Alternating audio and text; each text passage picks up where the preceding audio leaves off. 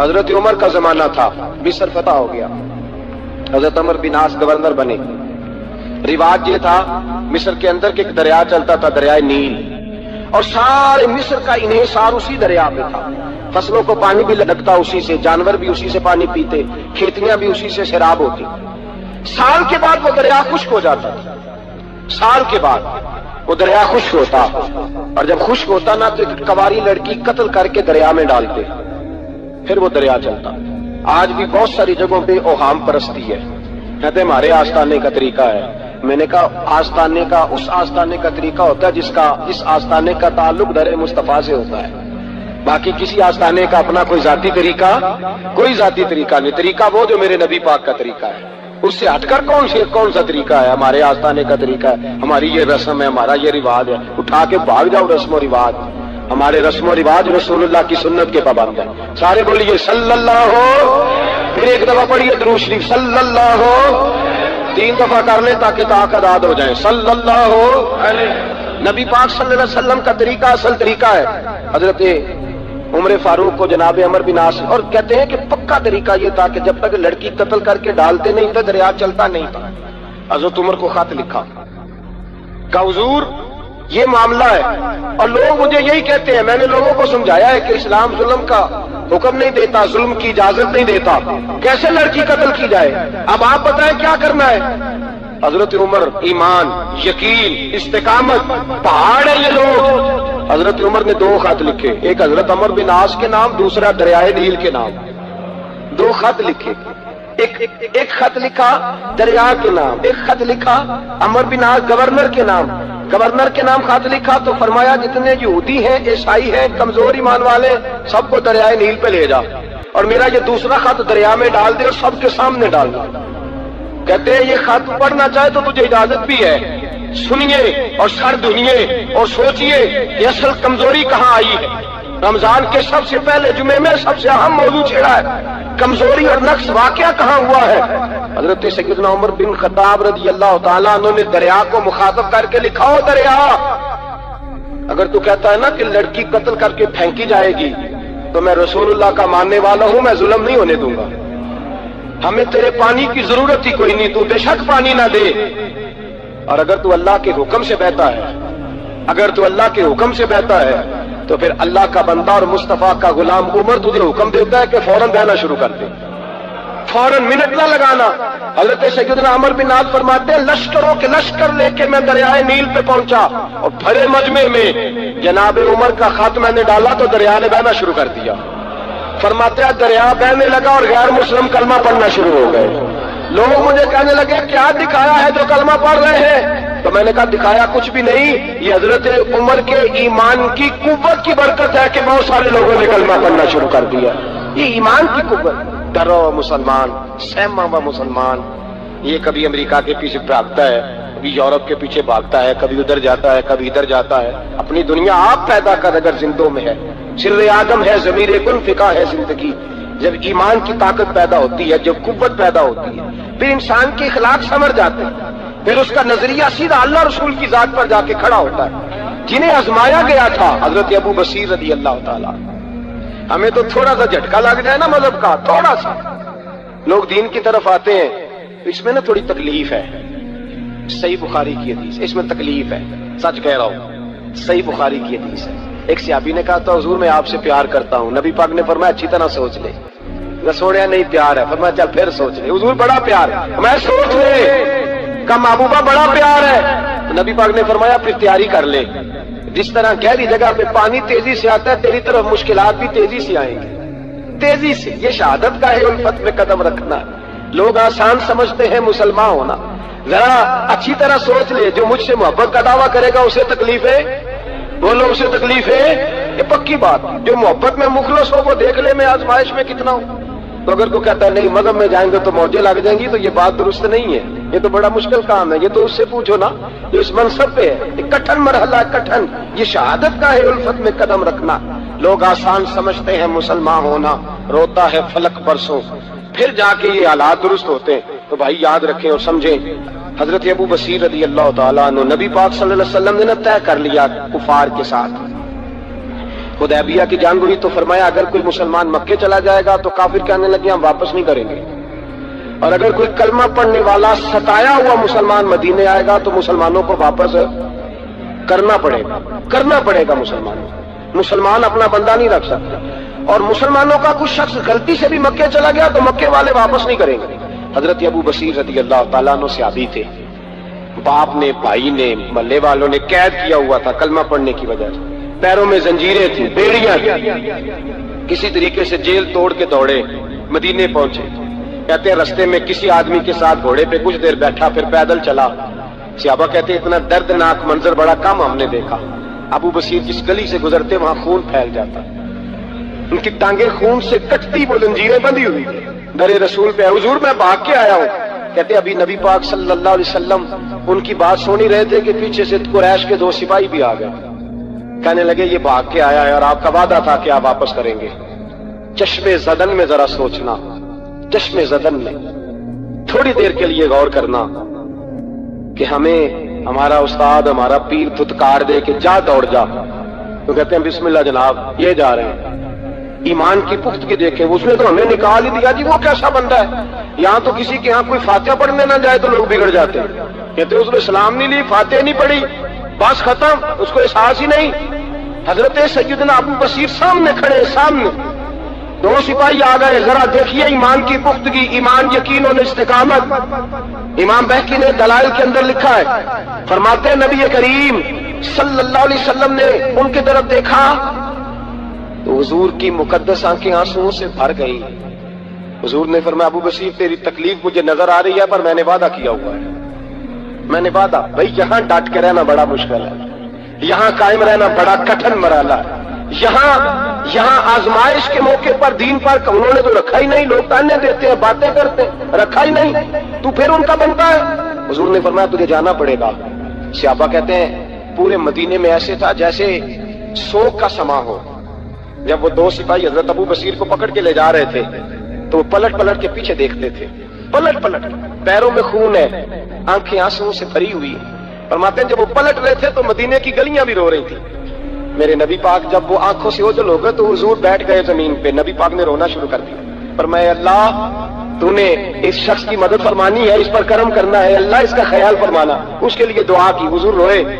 हजरत अबू बसीर बाहर निकले तो वो जो काफिर थे ना, वो कहने लगे तू बड़ा बनता था उनका, उन्होंने तुझे रखा नहीं, तुझे रखा भी नहीं। तो हजरत अबू बसीर ने थप्पड़ मारा मुंह पे, कहने लगे मैं वो नहीं जो थोड़ी सी बात से बदल जाऊं, ईमान, यकीन और इस्तिकामत की दौलत मिली हुई है। आप फरमाने लगे मेरा तो ईमान और पुख्ता हो गया है कि मेरा नबी अपने वादों का बड़ा पाबंद है, मेरा रसूल अपने वादों का बड़ा पाबंद है। हजरत अबू बसीर कहते हैं मदीने की सराहद गुजर गई तो मैंने खींची तलवार, उनमें से एक सिपाही, अब आओ मेरे मुकाबले में जिसने आना। एक को मारा, दूसरा भाग गया। फरमाते अब मैं मक्के जा नहीं सकता था, जाऊंगा तो वो ज्यादा मारेंगे। मदीने हुजूर ने कबूल ना फरमाया। फरमाते एक जंगल में जाके अल-ईस नाम की एक बस्ती थी, वहां डेरा लगा लिया, दरिया के किनारे, पानी पी लेता, पत्ते खा लेता, तन तंदूर हड्डां दा बालन ते असीं हावां नाल तपाया, कप कप मुखियां पेड़े कीते ते उतों सबर पलेथन लाया, तन दी हांडी ते मन दा सालन, उत्ते लून सबर दा पाया। गुलाम फरीदा वे मैं सारी तेरी, गुलाम फरीदा वे मैं सारी तेरी, तेनू अजे यकीन नहीं आया। फरमाते सालों पत्ते खाए, अब जो भी वहां से तंग होता वो मेरे पास आके पना लेता, जिसको मक्के वाले मारते मेरे पास आके कहते, ताने देने वाले आके कहते हो तुम किस तरह के नौकर हो, तुम्हें तो उन्होंने रखा ही नहीं। हमने कहा चुप कर जा, वो हमारे आका है, वो हमारे आका है, रखे तब भी ठीक है, ना रखे अल्लाह अकबर। ईमान देखो, कुपत देखो, ਜਿਹੜੀਆਂ ਖਸਮਾਂ ਦੀ ਵਿੱਚ ਰਜ਼ਾ ਵਸਣ, ਭਾਗ ਜਾਗ ਜਾਂਦੇ ਉਹਨਾਂ ਗੋਲੀਆਂ ਦੇ, ਤੇ ਮੈਂ ਗੁੱਡੀ ਹੱਥ ਡੋਰ ਸੱਜਣ ਦੇ, ਉਹ ਜਿੰਜ ਰੱਖੇ ਉੰਜ ਰਹਿਣਾ, ਵਾਜਬ नहीं जे ਵਿੱਚ शरीयत मंदा खसम नू कहना। फरमाया बस ठीक है, जिस तरह हुजूर राजी वैसे ही हम राजी। हजरत अबू बसीर रज़ी अल्लाह तआला अन्हु के पास 300 सहाबा इकट्ठे हो गए, 300।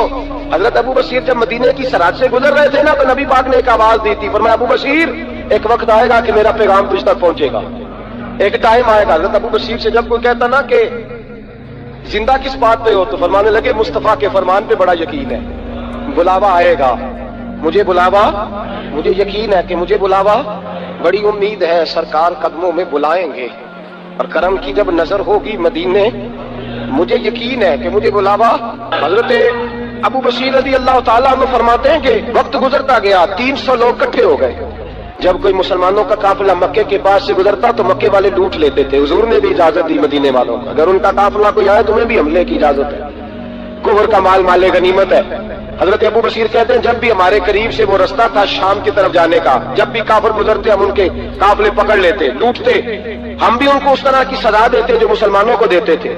فرماتے ان کا جینا محال ہو گیا، ہاتھ باندھ کے نبی پاک کی بارگاہ میں گئے، کہنے لگے یہ شرک ختم فرما دیں اور آپ ان کو بلا لیں۔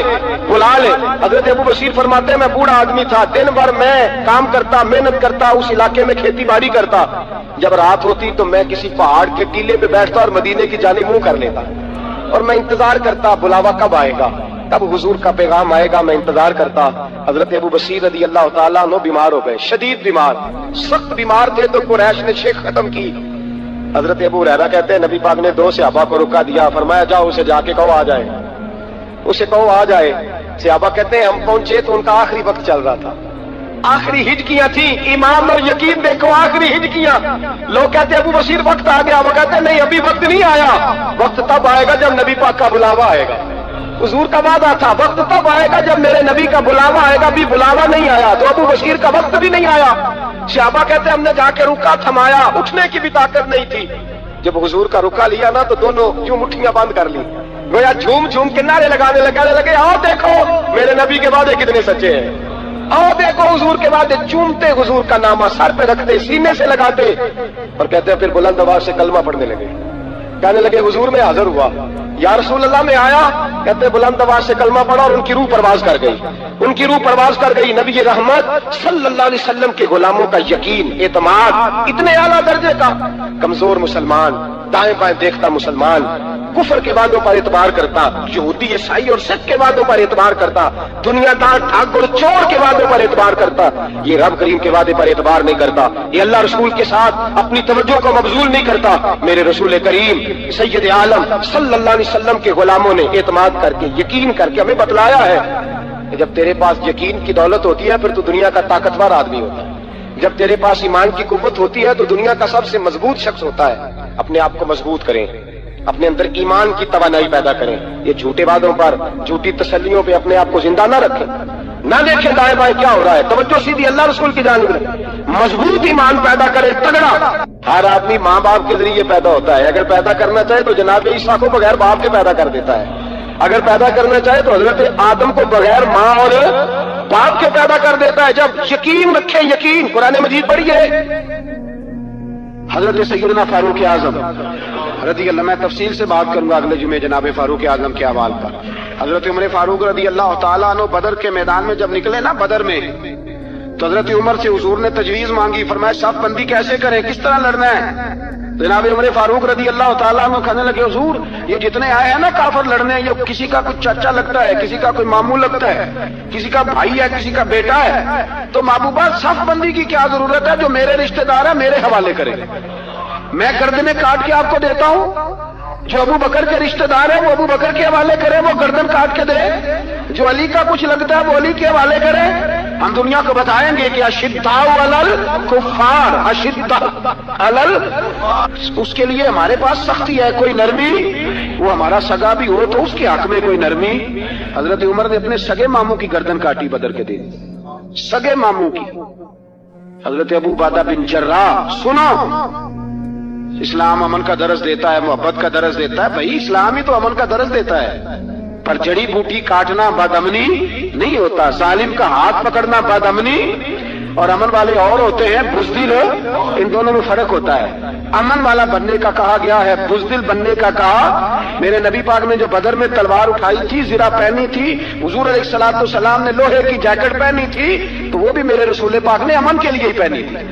میرے نبی پاک صلی اللہ علیہ وسلم نے احد کے دن جو ہتھیار اٹھائے تھے تو وہ بھی امن کے لیے اٹھائے تھے، وہ بھی امن کے لیے حضور نے ہتھیار اٹھایا تھا۔ ہتھیار اٹھانا بد امنی کی علامت نہیں ہوتا میرے بھائی، یاد رکھیں۔ حضرت ابو عبیدہ بن جراح نے میدان بدر کے اندر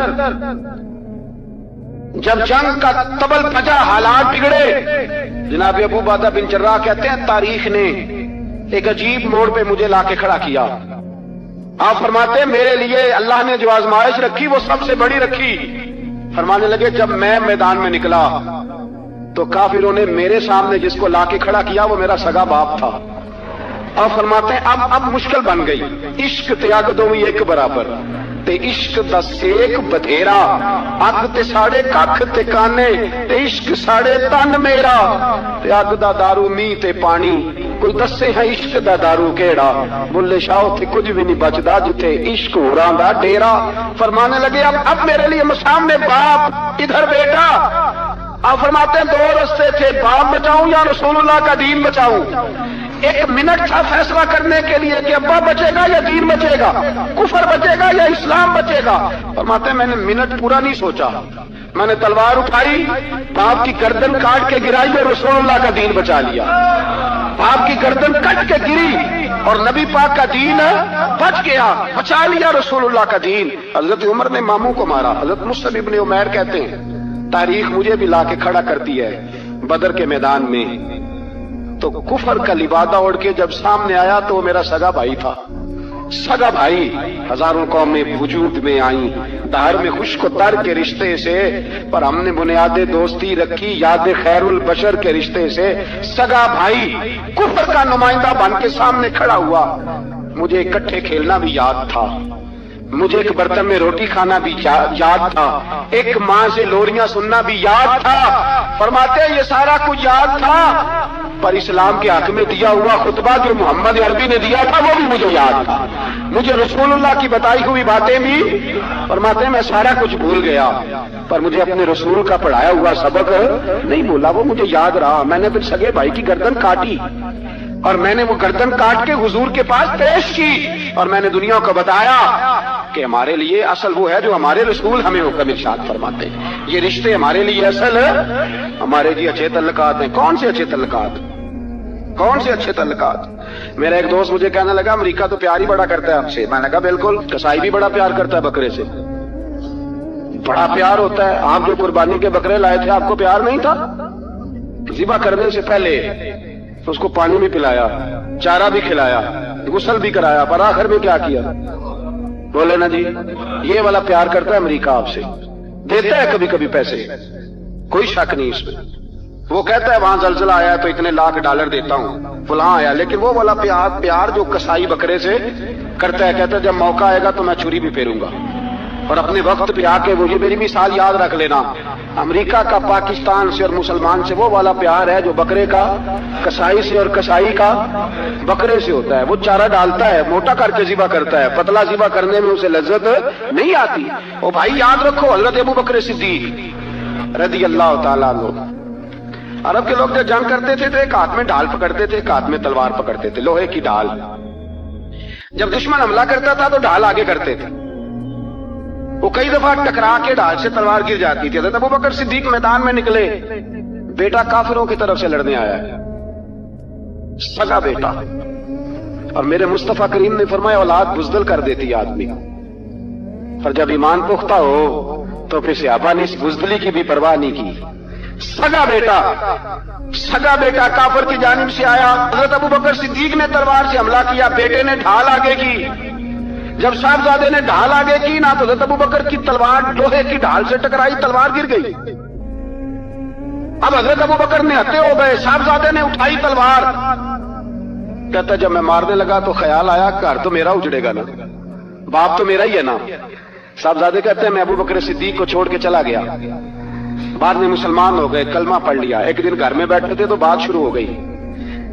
صاحبزادے کہنے لگے ابا جی وہ یاد ہے نا جب میری ڈھال سے آپ کی تلوار ٹکرائی تھی اور تلوار گر گئی تھی تو میں نے آپ کو باپ سمجھ کے چھوڑ دیا, میرا ہی گھر اجڑنا تھا باپ سمجھ کے. جناب صدیق اکبر رضی اللہ تعالیٰ عنہ, صاحب ابن شام نے لکھا ہے کہ اپنی سرین پر 2 دفعہ ہاتھ مارا, 2 دفعہ. کہنے لگے بیٹے تو اس وقت کافر تھا, تو نے مجھے چھوڑ دیا. میں جب واپس پلٹا تھا نا اسی دن اسی لمحے تو میرے دل میں خیال تھا کہ بیٹے نے تو چھوڑ دیا ہے, لیکن اگر بیٹا یوں میری تلوار کے نیچے آتا میں بیٹا سمجھ کے معاف نہ کرتا, کفر کا نمائندہ سمجھ کے قتل کر دیتا. اس لیے کہ میری نظر میں اگر کوئی اہمیت ہے تو رسول اللہ کے فرمان کی اہمیت ہے. باپ بیٹے اولاد کی کوئی اہمیت ہے؟ اشداء علی الکفار, کافر سے نفرت ہی نہیں ہوتی. یہاں تو موج لگ گئی ہے ایک عام نوجوان سے لے کے عام آدمی سے وزیر اعظم تک کی سوچ ہی ہے کہ رہائش امریکہ میں ہونی چاہیے، لندن میں ہونا چاہیے، بس یہی سوچ ہے۔ اب تو اللہ تبارک و تعالیٰ معاف کرے جس کے پاس پاسپورٹ ہے لندن کا، یورپ کا، وہ سمجھتا پتہ نہیں میں کون سی بلا ہوں۔ چھوڑو، کس چکر میں پڑ گئے ہو، کس طرف نکل گئے ہو۔ صدر صاحب امریکہ کے صدر کے ساتھ فوٹو کھچاتے ہیں تو وہ 2 فٹ اونچا ہو جاتے ہیں۔ بس کرو یار، یہ کمزور لوگوں کی علامت ہے، کمزور لوگوں کی۔ حضرت عمر فاروق رضی اللہ، مجھے پلٹ کے یاد آتے ہیں سیدنا فاروق اعظم، حضرت فاروق اعظم رضی اللہ تعالیٰ عنہ سے عیسائی بادشاہ نے کہا میں ملنا چاہتا ہوں۔ آپ فرمانے لگے ٹائم نہیں، جو تجھے ملنا ہے وہ مدینے کے غریبوں کو نہ ملوں گا، وہ رسول اللہ کے نوکروں کو نہیں ملوں گا، تجھے مل کے کیا کرنا ہے؟ میں انہیں ملوں گا جن کے لبوں پہ رسول اللہ کا درود جاری ہے، جو مصطفیٰ سے پیار کرتے ہیں۔ مجھے تجھ سے ملنے کی کوئی ضرورت ہے؟ ہمارے ہاں وہ نفرت نہیں کفر کے لیے جو مسلمان کے دل میں ہونی چاہیے، وہ مزاج ہی نہیں ہمارا، وہ شعور ہی نہیں۔ ہم جب بھی اتحاد کرتے ہیں کافر سے اتحاد کر کے اپنے ہی بھائی کو مارنے لگتے ہیں۔ وہ جی لڑائی ہو رہی تھی، بھائی کا بھائی سے اختلاف نہیں ہوتا گھر کے اندر، پھر وہ دشمنوں کو بلا کے لاتا ہے کہ میرے بھائی کو مارو۔ ایسا ہوا ہے کبھی؟ اگر آپس میں اسلامی ممالک کا اختلاف ہے بھی تو کافر کو لاؤ گے مارنے کے لیے، کافر کو لاؤ گے۔ اور یہاں ایک آدمی قید ہوا تھا امریکہ کا، پوری دنیا کو مصیبت پڑ گئی تھی۔ سمجھ آ رہی ہے؟ نام لینے کی ضرورت تو نہیں، باقی سمجھ آ رہی ہے آپ حضرات؟ ایک آدمی قید ہوا تھا اور انسانی حقوق کی تنظیمیں اور ہمارے اپنے اندر سے بڑے بڑے، میں روشن خیال نہیں، میں روغن خیال کہتا ہوں ان لوگوں، بڑے بڑے روغن خیال اٹھ کے کھڑے ہو گئے، جی انسانی حقوق کی بات کرو، جی ایسے ہو گیا، جی ویسے ہو گیا، لے گئے بندہ چھڑا کے۔ یہاں روز خون کی ندیاں بہتی ہیں۔ اقوام متحدہ جس سے مسلمان بھیک مانگتے پھرتے ہیں کہ مسلمانوں پہ مظالم بند کراؤ، اقوام متحدہ نے کہہ دیا کہ دنیا کی مظلوم ترین اقلیت کا نام برما کے مسلمان ہے۔ اقوام متحدہ نے رپورٹ دے دی، پھر مر نہیں گئے سارے اسلامی حکمران؟ شرم اور غیرت کے ساتھ کسی گھڑے میں دفن نہیں ہو گئے؟ تمہیں للکار کے انہوں نے کہا کہ یہ سب سے مظلوم ہے، ان کا کچھ کرو۔ چند دن پہلے یہاں ننکانہ صاحب بے عیسائیوں نے جلوس نکال کے کہا مسلمانوں شرم کرو، ان کی مدد کرو۔ بول پڑا پوپ عیسائیوں کا کہ مسلمانوں کہاں ہو، کدھر ہو تم، ان کی مدد کرو، نکلو ظلم ہو رہا ہے۔ پوری دنیا چیخی۔ آپ کے ملک میں آ کے امریکہ ڈرون حملے کر جائے تو آپ کی وزارت داخلہ کو بعد میں ہوش آتا ہو، ہمیں تو پتہ نہیں چلا، ہم تو سوئے ہوئے تھے، وہ حملہ کر گیا۔ اور عالمی قوانین کی مخالفت کر کے برما کی حکومت کہتی ہے کسی صحافی کو بھی ہم اندر نہیں جانے دیں گے، ہمارا ذاتی معاملہ ہے۔ ایسے بے شرم لوگوں کو اپنا نمائندہ بناتے ہو، جنہیں ہوش تک نہیں اس بات کی۔ ہم نے کلمہ پڑھا ہوا ہے نبی پاک صلی اللہ علیہ وسلم کا، میرے رسول پاک سید عالم نور مجسم صلی اللہ علیہ وسلم نے جو لوگ تیار فرمائے، نیند تو نہیں آ رہی آپ حضرات؟ نبی پاک نے جو لوگ تیار فرمائے، حضرت کعب بن مالک رضی اللہ تعالی، حضور نے فرمایا چلو تبوک پہ میرے ساتھ، سارے چلو، سب تیار ہو گئے۔ حضرت کعب بن مالک فرماتے ہیں مجھے گھوڑا بڑا دوڑانا آتا تھا، نیزہ بڑا چلانا آتا تھا، تلوار کا میں بڑا دھنی تھا، میں مالدار بھی تھا، میرے پاس بڑی وسائل تھے۔ حضور چلے گئے تو میں نے، یہ بخاری ہے، فرماتے ہیں میں نے سوچا کہ میں چلا جاؤں گا، کل میں گھوڑا دوڑاؤں گا، میں نے پیچھے پہنچ جانا، پرسوں چلا جاؤں گا، ترسوں بس سستی ہو گئی، نہ جا سکا۔ فرماتے وقت بیت گیا، حضور چلے گئے، آج جاتا ہوں کل چاہتا ہوں، اسی میں حالات سارے گزر گئے، حتیٰ کہ اللہ کے رسول واپس آ گئے۔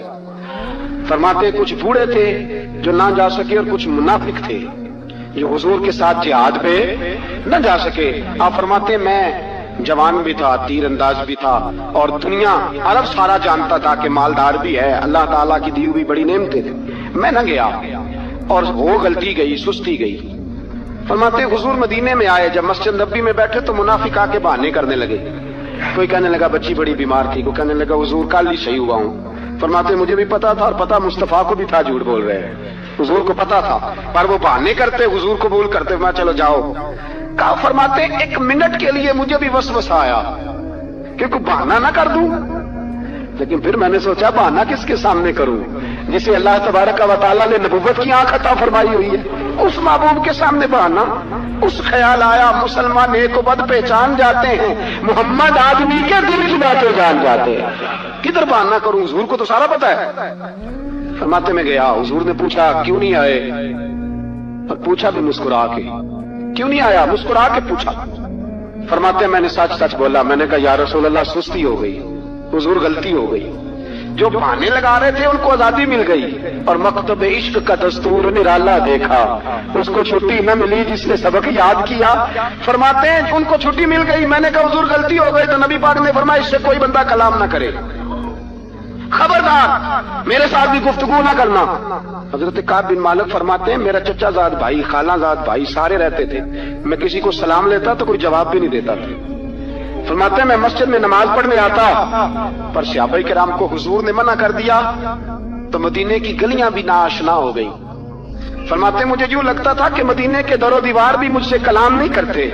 میں وہاں دعا منگیا کرو سنگیو کتے مرشد نہ روس جاوے, اے جنہاں دے پیر رس جاندے او جیوندے ہی مرے رہندے.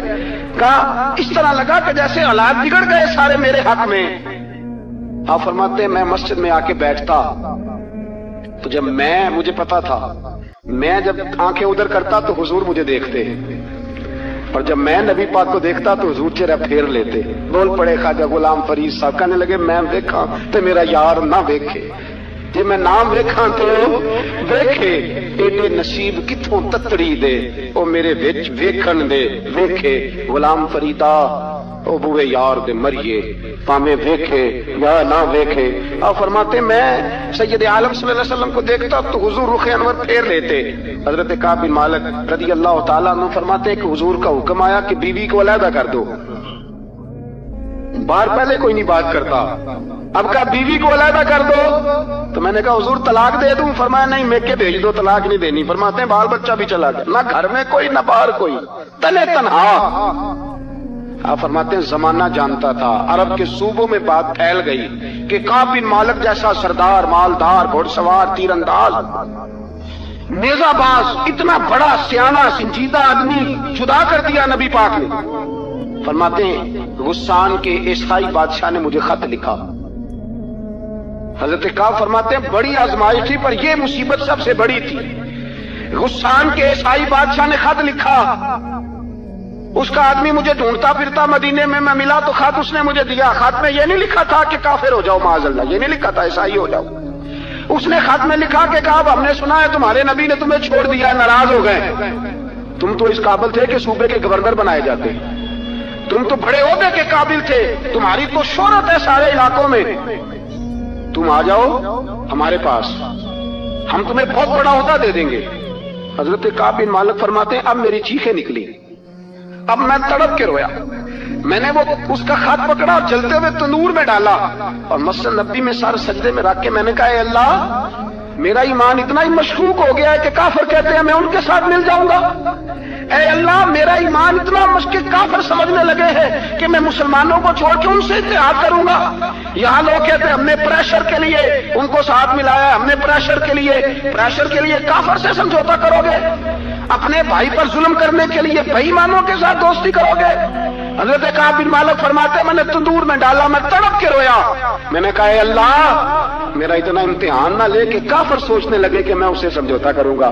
اے اللہ مہربانی فرما, اتنا امتحان نہ لے. روتے روتے گھر گیا, سحری تک روتا رہا. ایک آدمی دوڑا آیا, کہنے لگا کعب جلدی چل, حضرت جبریل آ گئے ہیں, اللہ نے تیری توبہ قبول فرما لی ہے, رسول پاک نے تجھے یاد فرمایا ہے, چل آ جا. حضرت کعب بن مالک فرماتے میں قدموں میں گرا, اور میں نے کہا محبوبہ میرا سارا ہی مال لے لے, حضور میری ساری صلاحیتیں لے لیں, رکھ لیں سارا کچھ, مجھے وہ مال نہیں چاہیے جو آپ کے دروازے سے دور کر دے. حضور وہ دولتیں میرے کس کام کی جو آپ کے دروازے سے دور کر دے. بے نور بے چراغ جو محفل ہو پھونک دو, اعظم بلا سے اپنی وہ ہستی ہی کیوں نہ ہو, جو چیز اس کی راہ میں حائل ہو پھونک دو.